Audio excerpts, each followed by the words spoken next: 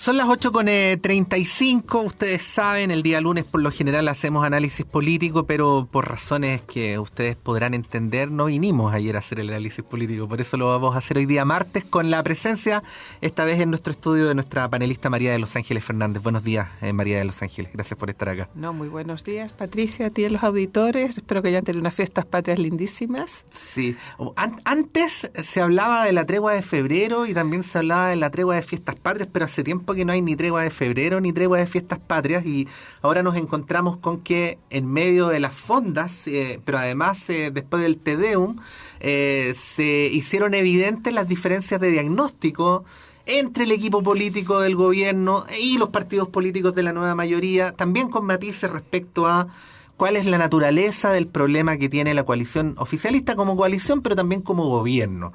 Es un bonito tema para conversarlo ahora cuando también hay muchos artículos que aparecen respecto a cuál puede ser un futuro posible, ¿no?, para los meses que le quedan a la presidenta Bachelet.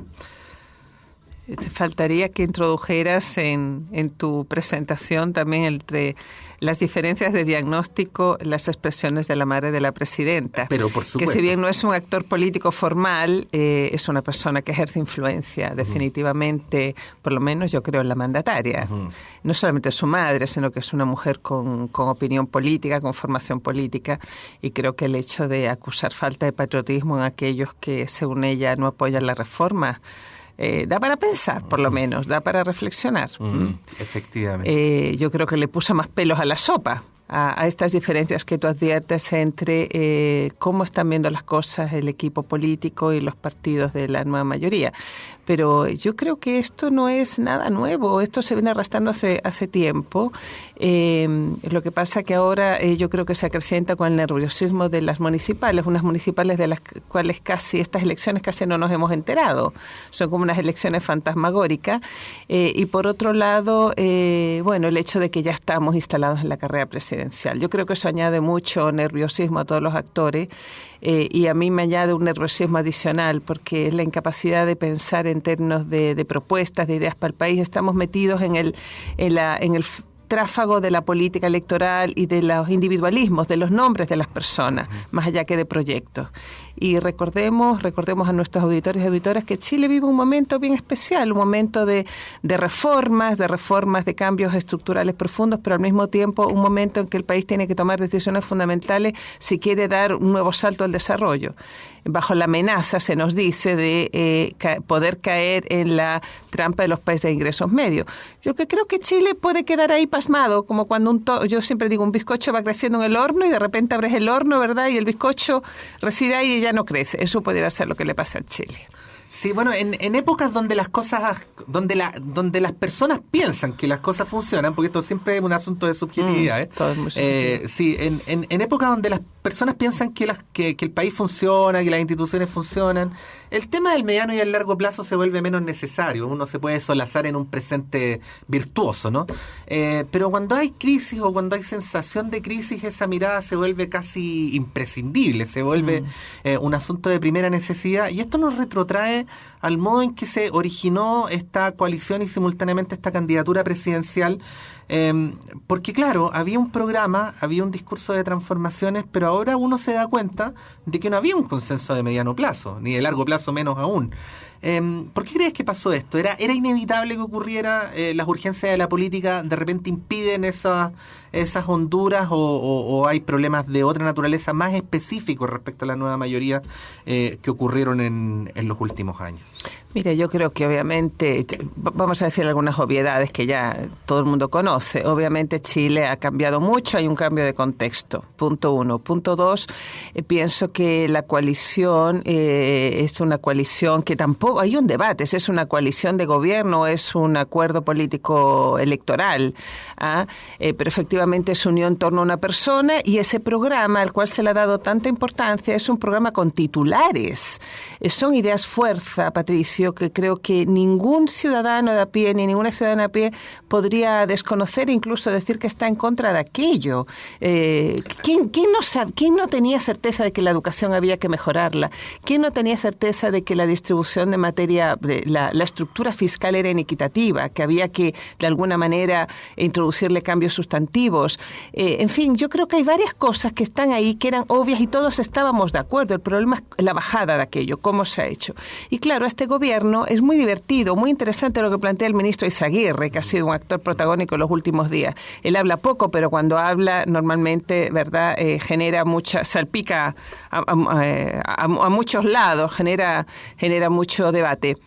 Él dice que el problema no está en las reformas, ¿verdad? Él dice que el problema está en que a la presidenta se le juntaron cosas, los escándalos de corrupción, por ejemplo, que le podía haber pasado a cualquiera, que se haya destapado esta situación. Bueno, pero además particularmente a ella le tocó el caso Cabal, que no es un caso menor, ¿verdad? Que es un caso de especulación inmobiliaria y de supuesta,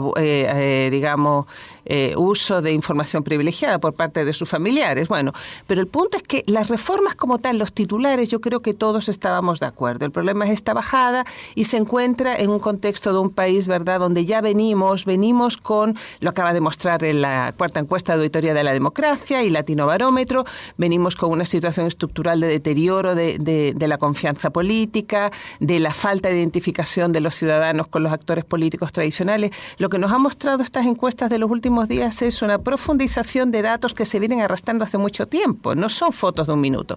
Y por otro lado tenemos un gobierno que quiere hacer este tipo de reforma, el cómo nunca lo discutieron, de acuerdo a los titulares, en torno a esta persona, ¿verdad?, que era Michelle Bachelet, que podía concitar el triunfo. Y además son reformas, Patricio, que demandan del Estado un rol más protagónico cuando tenemos un Estado que aparentemente no da el ancho. El tema de la gestión. Todo el mundo habla de la gestión.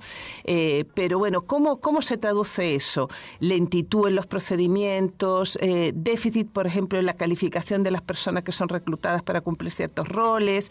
Y obviamente, para tú darle un rol más protagónico al Estado, tienes que tener un Estado en forma, y nuestro Estado no está en forma. Digamos las cosas como son. Y ahí no todo es estructural, también hay problemas de esta administración. Sí, pero hay cosas que se arrastran desde mucho tiempo, porque piensa tú que, sobre todo, lo más, diría yo, paradojal es para una coalición que reivindica al Estado, con un rol de tal naturaleza que no se preocupa mayormente del Estado. Es cierto que hablar de una reforma del Estado, una modernización del Estado, es un tema que no da votos, no tiene glamour, pero es una condición necesaria, sino no suficiente, pero necesaria para que tú puedas llevar adelante todas estas reformas que además son cambios de estructura, del rol que se le asigna al Estado y al mercado en nuestra convivencia en distintos ámbitos, como por ejemplo la educación. Sí. Ahora está el tema de las pensiones. Entonces, yo lo que observo es una sobrecarga de demandas tremenda y por otro lado, bueno, una coalición que está atribulada, pero en general una clase política que mira esto con desconcierto y por otro lado actores políticos tan protagónicos como Listos Express, que dice que aquí el problema no es ideológico, que es un problema de la ciudadanía versus la élite. Se ha instalado un nuevo clivaje. ¿Ah? Y yo digo, bueno, si es ciudadanía versus élite, aquí son todos responsables y nadie es responsable. Bueno, volvamos al tema del programa, María de los Ángeles, porque dijiste algo que no quiero dejar en el aire. Tú dijiste, el programa es de puros titulares, textualmente. Sí, Fernández sí. Dixit. Es verdad, los que tuvimos la oportunidad de leer el programa nos llamó la atención esta ambigüedad que uno incluso la podía presumir como una ambigüedad deliberada, ¿no? Porque era una época en la que la base de apoyo de la entonces candidata Bachelet era tan amplia, nosotros aquí siempre usamos el ejemplo, ¿no?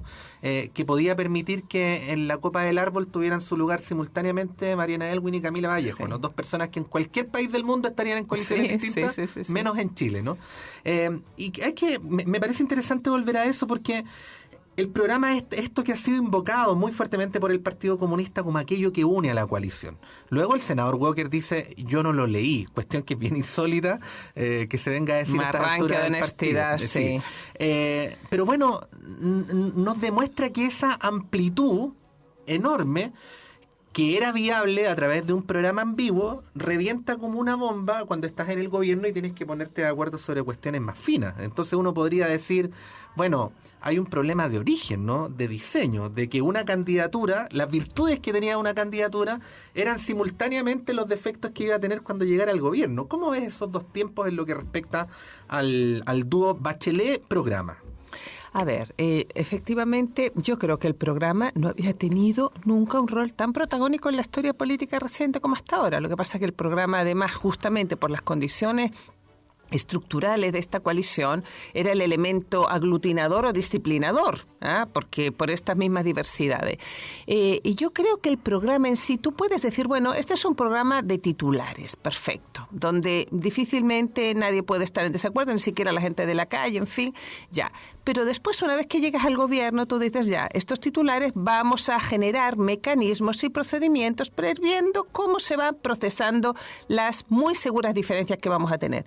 Pero lo que uno observa es que los mecanismos y procedimientos para conciliar estas diferencias al interior de la coalición son los mismos, son de la época previa al nuevo ciclo. Uh-huh. Es lo que yo digo. Lo que yo observo es que las prácticas son las mismas de siempre. La única práctica así como súper novedosa que hemos tenido en la historia política reciente son las primarias, que además se las ha erigido así como al nivel como del chip, de una especie de becerro de oro, como las primarias son mágicas, y ya vemos que las primarias son un instrumento como cualquier otro para romper la brecha entre la ciudadanía y los políticos, pero la gente también te ofrecen primarias y la gente no va a votar, en el contexto además de voto voluntario, en fin. Pero lo que yo digo es que no habría problema con un programa de esta naturaleza tan ambiguo si tú, una vez que estás arriba, generas el diseño político. Uh-huh. Y el diseño político que se observa es el mismo diseño de siempre, se sigue funcionando de la misma manera que funcionaba la otrora concertación. Y la verdad que los tiempos no están para seguir con la tradición, tienes que innovar en las prácticas políticas de verdad. Y eso yo no lo observo. Los ministros, hay una cierta rutina, una cierta cadencia, los partidos se reúnen los lunes, el comité político, en fin, pero ahora me pueden decir, bueno, ¿y qué solución tienes tú? Bueno, abran las puertas, abran las ventanas, pregúntenle a personas que no necesariamente están en el campo de la política, pregúntenle a la ciudadanía. Yo creo que aquí hay un tema. Sabemos mucho que a la gente no le gustan los partidos, pero no sabemos lo que la gente espera de los partidos necesariamente. Sí, pues. Faltan ese tipo de estudios. Sí, a veces los políticos creen que la ciudadanía son los dirigentes de base, y los ciudadanos creen que los dirigentes de base son políticos como los demás. Entonces genera ahí una ambigüedad. No quiero que se nos escape el tiempo, María de los Ángeles, sin comentar un informe que salió respecto a la apreciación que tienen los ciudadanos respecto al ejercicio municipal. En un contexto donde además falta un mes para las elecciones, y en donde esta mejor regulación de esta afrenta que se le hacía a las ciudades en época de campaña se ha traducido en que prácticamente nadie sabe que va a haber elecciones municipales, ni nadie sabe quiénes van a ser los candidatos. Son fantasmagóricas. Efectivamente. El estudio. Mira, es un estudio que salió el día domingo del Centro de Políticas Públicas de la Universidad Católica. Bueno, siempre que va a haber elecciones municipales salen este tipo de estudios, en primer lugar. O sea, tenemos nosotros una recurrencia de estudios cada 4 años que muestran, estos no son los primeros, que las personas vamos a votar y no sabemos las funciones que cumplen las autoridades a nivel local o que no conocemos los nombres de los concejales. Entonces, bueno, primera tarea, informarnos, ¿verdad?, apropiadamente de la manera que sea. A lo mejor hoy día no tenemos carteles desplegados en las calles, pero Chile es uno de los países que tiene de los mejores índices de vida digital. Entonces, enterémonos a través de los instrumentos que tenemos tecnológicos. Pero este estudio lo que muestra es que la honestidad es el atributo que más valoran los chilenos en los alcaldes y en general los candidatos al municipio. Pero esto es lo que anhela la gente, lo que anhelamos ustedes y yo que estamos acá, ¿verdad?, conversando. Pero esta percepción, este anhelo de honestidad se conjuga con una mala evaluación en términos de falta de transparencia y cumplimiento de promesas. Pero lo más curioso de este estudio, era lo que yo quería traer aquí, Patricio, es que un 67% de nosotros declaramos saber poco o nada de lo que hace el municipio, de cuáles son las funciones privativas del municipio. Entonces, es curioso que evaluemos de manera tan radical y taxativa algo cuando no sabemos realmente cuáles son las funciones que tenemos, las cosas que está llamada a hacer el municipio. Por ejemplo, también salió otro estudio, lo tengo acá, un panel ciudadano UDD, el 51% de los votantes del Gran Santiago no sabe quiénes son sus candidatos a alcalde. O sea, tenemos que saber en primer lugar quiénes son los candidatos y en segundo lugar cuáles son las tareas y atribuciones que tienen aquellos poderes para los cuales vamos a elegir a estas personas. Es como un llamado de alerta, de atención, es como un mínimo de, digamos, de exigencia moral para poder evaluar. Pero bueno, eso es lo que reflejan los estudios, Patricio. Es una nueva contradicción. Estamos llenos de contradicciones en Chile, porque el ser humano es contradictorio. Sí, como que en Chile un poquito más, pero en fin. No sabemos, no tenemos estudios comparados, pero esto de que demandemos espacios de participación y después no los tomamos, no vamos a votar. Bueno, la participación declarativa o el hecho de que aparezca en la corrupción como el segundo tema, ¿verdad?, que más preocupa a los chilenos, pero hay una distancia entre la percepción y la realidad. Cuando le preguntan, ¿usted ha estado involucrado en algún acto de corrupción? ¿Le han pedido dinero? Dicen, no, a mí nadie me ha pedido nada, pero es la percepción general. Bueno, y esa idea de que los corruptos son los otros, nosotros somos honestos. Así es. María de los Ángeles Fernández, gracias por estar acá esta mañana. A ti, Patricio, que tenga muy buena semana cortita, sí.